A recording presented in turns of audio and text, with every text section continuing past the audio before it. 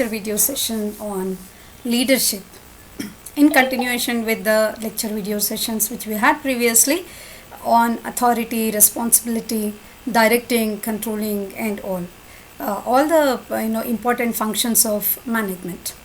What is leadership and what are the leadership styles we are going to discuss in this lecture video. Leadership is defined by many of the management thinkers. Leadership, according to Alford and Betty, it is the ability to secure desirable actions from a group of followers voluntarily without the use of coercion. If you see the definition by Chester Bernard, then he says that the leadership refers to the quality of the behavior of an individual whereby they guide the people on their activities in organized efforts. So there are different definitions given by different management thinkers. According to Terry, who is another famous management thinker, he says that a leader shows the way with his own example. He is not a pusher, he pulls rather than he pushes. So he will not push anybody or she will not push anybody, but they themselves will become an example and make others to follow. This is called as leadership. According to Kuntz and O'Donnell, managerial leadership is the ability to exert interpersonal influence by means of communication towards the achievement of a goal. Since managers get things done through people, their success depends to a considerable extent upon their ability to provide leadership. So there are different leadership styles where we are going to discuss about this. The leadership styles are basically three types. The basic three types of leadership are: the first one is the autocratic or authoritative style. Second one is the democratic or participative style. Third one is the laissez-faire or free rein style. We can see in this image the three different types of leadership, which is diagrammatically shown. In the autocratic style, the leader and the members. Leader is focused. In the democratic style, both leader and members participate. In the free rein style, the members will be given the complete freedom and they will be taking the decisions which will be verified by the leader and then they will be given the consent. And in the autocratic style of leadership, we can see here in all the images, the leader will be the dominant behavior and the leader will be giving the command and the others will be participating it. It is strongly focused on the command that is given by the leader, and it is a clear separation between the followers and then the leader, and it is also here the work tends to be highly structured and very rigid. We can think of the military style of leadership here, where the autocratic leadership, the military captain will be giving the commands and the soldiers will be following it, and that is the one line of command that the captain is going to give. And there are certain benefits and then the limitations also in this kind of leadership. The benefits of the autocratic leadership are there will not be any kind of confusion. Quick decision making is given through this kind of leadership. There will be streamlined work processes. There will not be any delays. Absolute control over the process, and there will be focused targets which will be met by everyone in the team, and strict supervision and then the close supervision will be there by the leader. So there will not be any the deviations in the timelines, and it allows the leader to maintain the order and the discipline. So with this, the timelines are met, targets are met, and there will be the close supervision and the freedom to the members in order to execute the particular work will be very less, and they will be only following the orders that is given by the leader. And what are the limitations? Limitations are also few. It leads to the low morale of employees. It will avoid the creative thinking because they will be following only the orders. They will be completely dependent on the leader. If at all the leader is not able to give the order within the time, they will not be using their own decisions, and they will not be allowed to use their own decisions in order to carry on the work further. So the efficiency goes down in the long run because they will be only following, they will not be putting their thinking into the work. So let's understand what is democratic or participative style of leadership.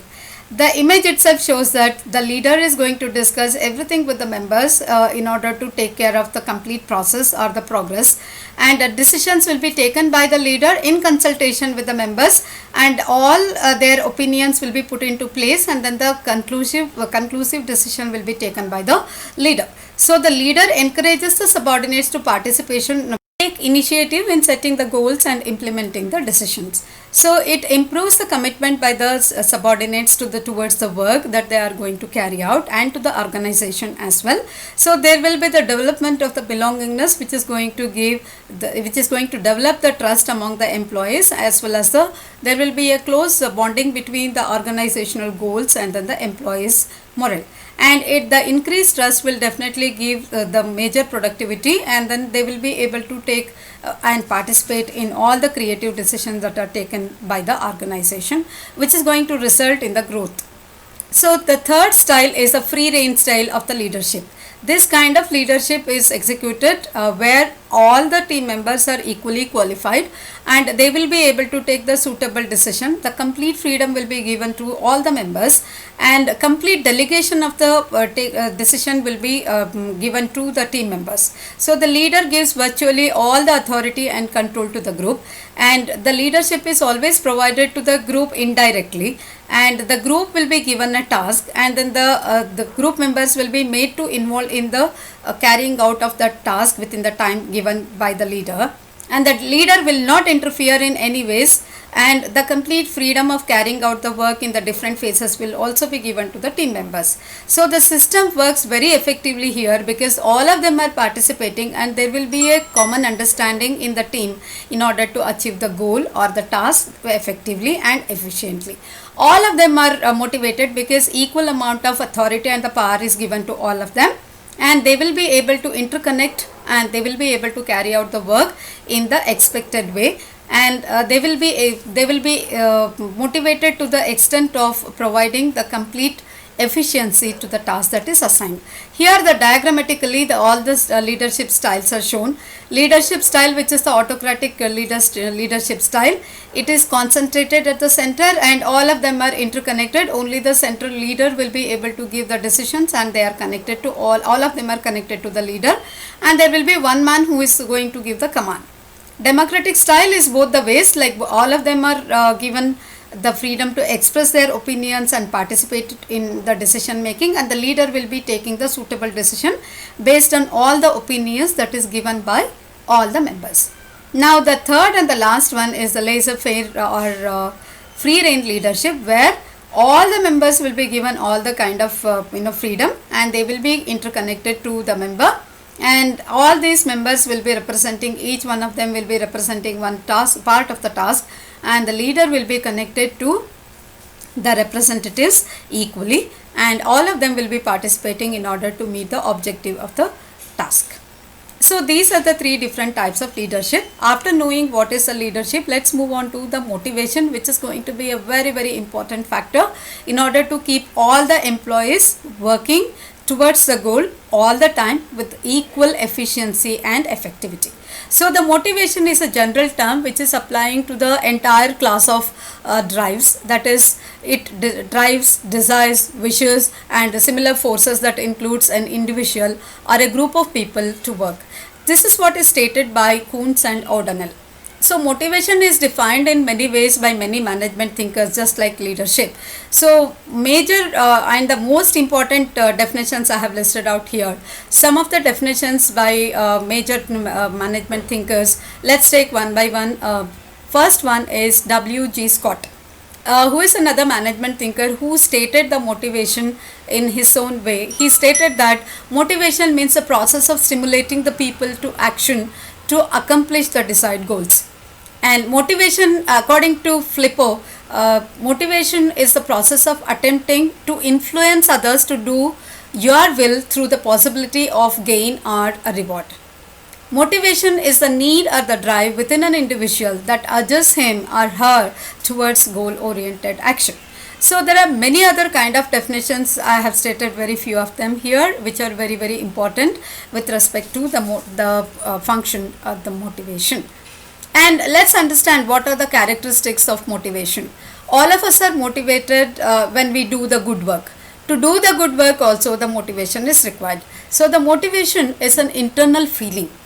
The people will be either self-motivated or they are driven by the other factors, and they are dependent on the other motivation factors as well. So motivation can be positive or motivation can be negative either. So the motivation is a continuous process which has to be in place So the motivation demands the knowledge of human needs. So it is dependent on the human nature. Some people will get motivated very easily, and then some would be thinking who are all very negative. It takes a lot of time to motivate them and to put them onto the work. So what are the nature and characteristics of the motivation? Majorly, the nature or the characteristics of the motivation revolves around the human nature. So the component of directing is one of the nature or the characteristics. The component of directing is that basically human behavior always is that either they could be motivated with respect to the quality of the understanding, or it is the component of the directing in a different way that is going to matter a lot. And the psychological aspect of motivation is also very important, because the psychological aspects is that people may be motivated when they are positive. People may be influenced by the other factors when they are negative, and when they become negative, it is very tough to make it happening. So it is always going to matter a lot when they think about the other aspects as the major ones. So the goal oriented nature of the characteristics of the motivation is another one, is the goal oriented. People should be made to be focused in the work so that they will be able to understand what exactly the goals and then how it should be achieved. So if they are not going to achieve it within the given timeline, there could be something which is lacking in that particular team or particular person, which should be taken care of, so that if at all the person is motivated in the right way, then it would be very easy for the person to achieve the goals, and in turn the team to achieve the goals. Motivation is a continuous process. Motivation cannot stop at any stage. If at all we think that motivating at one stage is going to provide the motivation continuously throughout the lifetime, it is not going to happen, because motivation is going to get limited with the external factors very easily. So motivation is a continuous process. Every small success, if at all it is recognized and if it is encouraged, the people in the organization would be continuously motivated to reach the objectives that is given. No matter how tough the objective is, it is the motivation that matters a lot. And it is an integrated process. In a team, if the people are, some of the people are motivated and some of them are not, then the progress will be impeded, because the other people who are not motivated will be able to stop or will be putting a roadblock to the success of the team. So it is the integrated effort of each and every one in the team to be motivated and to motivate each other. So it is a positive or the negative forces which comes into picture. Each one gets motivated with a different factor. One person who is getting the motivation through the external factor may not be the same with respect to the other person. So the positive motivation is a very important one, which is going to carry the result. So the negativity, like gossips, like the politicness inside the team, should be avoided, so that it can give the yield, or it can give a proper timeline effort, whichever that is going to give the yield to the effort that the people are going to put in a team. So what is the complex and the dynamic process? Because motivating a person is not very easy. Motivation, giving the motivation at all the time, dependent on the situation. So this kind of giving the motivation at all the complex scenarios is a really complicated one. So the leader who knows about the plus and minus of each team member will be able to rightly motivate the person, no matter whether the situation is very tough or not. But it is a dynamic process. It cannot be stopped at any point of time. So leader cannot ignore any one of them for any one small effort that is put by each one of them.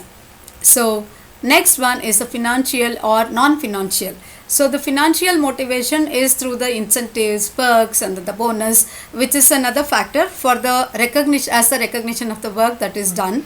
And the non-financial one is the intangible one, which could be a letter of appreciation, it could be the appreciation by the senior authorities, it could be the recognition that is given in the open forum. These are non-tangible ones, and then these are also going to motivate a person.